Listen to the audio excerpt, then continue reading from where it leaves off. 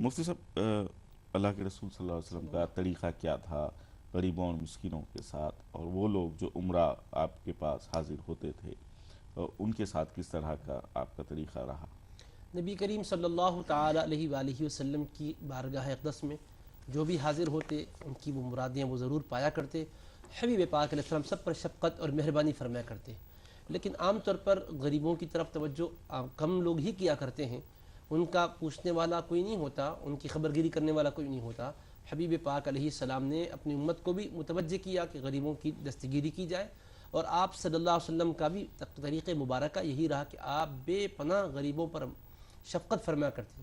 محبتیں عنایتیں ان کے ساتھ جو ہوتی اس کی حد ہی نہ ہوتی۔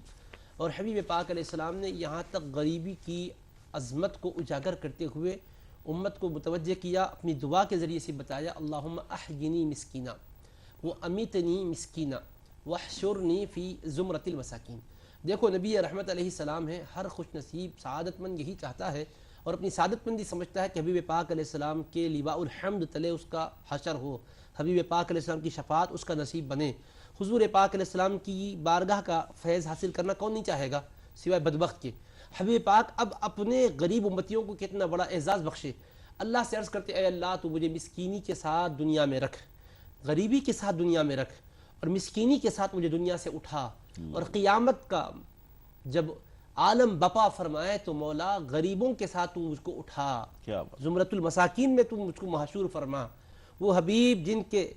قدم پاک کی برکتیں، بلکہ آپ کے قدم پاک کو چومنے والی زمین کی برکتیں پانے کے لیے امت بے قرار اور بے تاب ہوا کرتی ہے، کیونکہ مکہ مکرمہ کی طرف اشتیاق کے ساتھ نگاہیں جو اٹھتی ہے، دل جو اس کی طرف مضطرب ہوتے ہیں، اس لیے کہ وہ زمین ہے کہ رب ذوالجلال نے فرمایا لا اقسم بہذا البلد وانت حل بہذا البلد۔ یہ مکے کی قسم اس لیے ہے کہ حبیب آپ کے نورانی قدم اس میں آئے ہیں، آپ اس میں رہتے ہو، تو اللہ نے اس کو مقدس اور محترم زمین قرار دیا اپنے گھر کی وجہ سے، حبیب پاک کا مسکن ہونے کے اعتبار سے۔ تو وہ رسول پاک علیہ السلام غریبوں کو سرفراز کتنا کیے، اس سے بڑھ کر سرفرازی کا کوئی تصور ہی نہیں کیا جا سکتا کہ آپ نے ان کے ساتھ اٹھائے جانے کی دعا فرما رہے ہیں۔ اور حبیب پاک علیہ السلام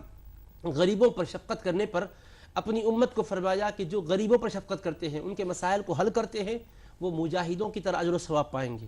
رات بھر قیام کرنے والوں کی طرح اجر پائیں گے، وہ ان کی طرح اجر پائیں گے کہ جو مسلسل روزے رہتے ہیں، کبھی وقفہ، کبھی وہ لوگ روزے کو ترک نہیں کرتے۔ تو اس طرح سے صائم الدہر، قائم اللیل، اور مسلسل اللہ کی راہ میں جد و جہد کرنے والوں کو جو اجر و ثواب سے نوازا جائے گا، ان غریبوں کی دستگیری کرنے والے، بیواؤں کی خبر گیری کرنے والے، یتیموں پر شفقت و محبت کرنے والوں کو بھی نوازا جائے گا۔ بلکہ غریبی کے حوالے سے ایک بات عرض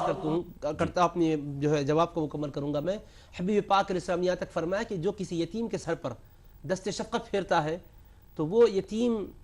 اس کو کیا دیتا ہے؟ عام طور پہ سمجھتے ہیں غریب کے پاس ہم اگر جائیں، اس کے ساتھ عزت کریں، اس کی عزت کریں تو وہ کیا دے گا؟ مالداروں کے ساتھ اچھا سلوک کرو تو پلٹ کر کچھ نہ کچھ آئے گا۔ آدمی ہر جگہ تبادلے کی بات کرتا ہے۔ حبیب پاک نے فرمایا کہ غریب کے سر پر تم، یتیم کے سر پر ہاتھ رکھو تو جتنے بال تمہارے ہاتھ کے نیچے آئیں گے، ہر بال کے بدلے ایک گناہ معاف ہوگا، ایک نیکی لکھی جائے گی، ایک درجہ بلند ہوگا۔ تو جو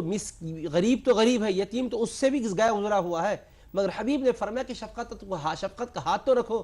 اس کا ہر بال تمہارے لیے برکتوں کا باعث بنے گا، کہ گناہ بھی مٹیں گے، نیکیاں بھی ملیں گی، درجے بھی بلند ہوں گے۔